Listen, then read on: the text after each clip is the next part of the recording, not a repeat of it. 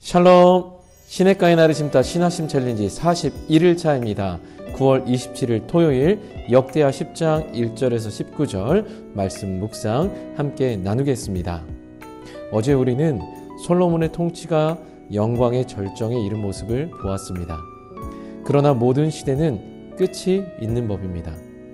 역대하 10장 1절은 솔로몬의 아들 르호보암이 왕이 되기 위해 북쪽의 중심지인 세겜으로 가는 장면으로 시작합니다. 그런데 이 장면에는 처음부터 팽팽한 긴장감이 흐릅니다.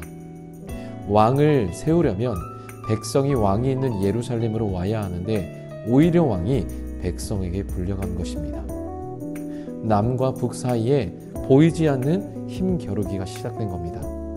더구나 이 세겜은 과거 아브라함이 첫 제단을 쌓고 여호수아가 언약을 갱신했던 하나님만을 섬기겠다 결단한 신앙의 거룩한 현장이었습니다. 그런데 지금 그 세겜이 왕을 세우는 자리가 되었을 때 이것은 한편으로 신앙적 기억 위에 세워진 것 같지만 정치적 갈등의 무대가 되어버린 것입니다. 이런 긴장감이 넘치는 상황에 한 인물이 등장합니다. 바로 애굽의 망명에 있던 느밧의 아들 여로보암입니다. 그는 솔로몬 시대의 유능한 감독관이었지만 선지자 아이야로부터 북쪽 10지파의 왕이 될 것이라는 예언을 받고 솔로몬을 피해 망명했던 인물입니다. 북쪽 지파들은 바로 이 여로보암을 자신들의 대표로 앞세워서 르호보암에게 나아갑니다. 그들의 요구는 명확했습니다.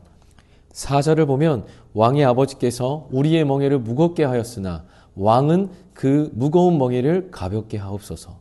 그리하면 우리가 왕을 섬기겠나이다. 솔로몬 시대의 멍에는 실제 무거웠습니다.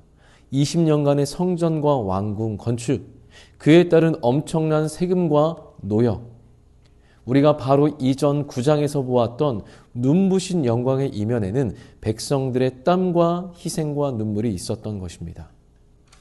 솔로몬의 사치와 넘치는 군마를 유지하기 위한 비용은 고스란히 백성들의 몫이 되었습니다. 바로 앞장의 영광이 오늘 10장에서는 백성들의 고통이 되어 돌아온 것입니다.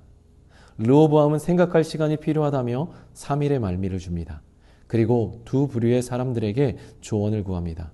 먼저 그의 아버지와 함께했던 원로들입니다. 그들은 수십 년의 통치 경험을 통해 지혜를 쌓은 자들입니다. 그들의 대답은 명확했습니다. 왕이 만약 이 백성을 후대하여 기쁘게 하면, 선한 말을 하면 그들이 영원히 왕의 종이 되겠다. 즉 자신을 낮추고 백성을 섬기라는 지혜롭고 겸손한 조언이었습니다. 그렇지만 르호보암의 반응은 차가웠습니다. 8절을 보니 왕은 원로들이 가르치는 것을 버리고 라고 기록합니다. 왜 그랬을까요? 자기 마음에 들지 않았기 때문입니다. 그는 자기와 함께 자라난 젊은 신하들에게 똑같은 질문을 이어 던집니다. 누군가에게 조언을 구할 때 내 생각을 지지해주고 그래 잘 될 거야 라고 말하는 사람이 좋습니까? 아니면 그건 좀 아닌 것 같은데 라면서 쓴소리를 해주는 사람이 좋습니까? 우리는 우리의 마음에 합한 이야기, 나를 즐겁게 해주고 지지하는 말을 더 좋아합니다. 르호보암도 마찬가지였습니다. 그는 자신 안에 이미 정답이 있었어요. 그리고 그 답을 지지해줄 사람을 찾고 있었던 겁니다. 그와 함께 자란 젊은 신하들은 그의 마음을 정확히 꿰뚫어 보았습니다. 그들은 고생이라고는 모르고 백성들의 고통에는 아랑곳 없이 왕궁에서 부귀 영화를 누리며 자라난 이들입니다. 성경은 자기와 함께 자라난 젊은 신하들이라는 표현을 2번이나 반복하면서 그들이 얼마나 현실 감각이 없고 무지한 교만한 그룹이었는지 강조하고 있습니다. 그들은 르호보암이 듣고 싶어 했던 말을 정확하게 해줍니다. 10절과 11절을 보면 왕은 대답하기를 내 새끼 손가락이 내 아버지의 허리보다 굵으니 내 아버지는 가죽 채찍으로 너희를 치셨으나 나는 전갈 채찍으로 치리라 하소서. 이 얼마나 오만하고 잔인한 말입니까? 전갈 채찍은 쇠붙이를 매달아 극심한 고통을 주는 형벌의 도구입니다. 나는 아버지보다 더 강하고 잔인하게 너희를 다스리겠다라는 선포였습니다. 더구나 새끼손가락이 아버지의 허리보다 더 굵다니요. 참 비극적인 것 아닙니까? 솔로몬이 그토록 지혜로웠음에도 불구하고 그의 아들, 그의 신하의 신하들은 이런 모습이었습니다. 그의 가정 교육이 실패했음을 보여주는 대목입니다.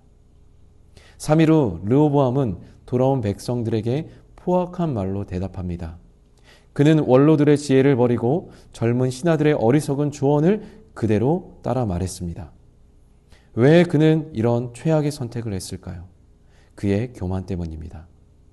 그러나 성경은 그 이면에 있는 더 큰 그림을 우리에게 보여줍니다. 15절입니다. 왕이 이같이 백성의 말을 듣지 아니하였으니 이 일은 하나님께로 말미암아 난 것이라. 전에 아이야로 하여금 여로보암에게 이르신 말씀을 응하게 하심이더라.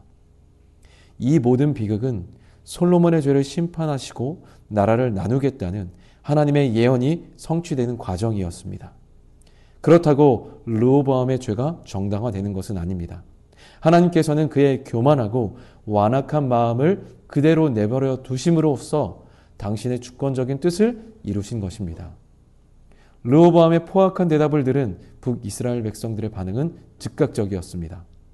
우리가 다윗과 무슨 관계가 있느냐? 이새의 아들들에게 받을 유산이 없도다라고 16절에서 말하고 있습니다. 수십 년간 쌓아왔던 소외감과 분노가 폭발한 것입니다.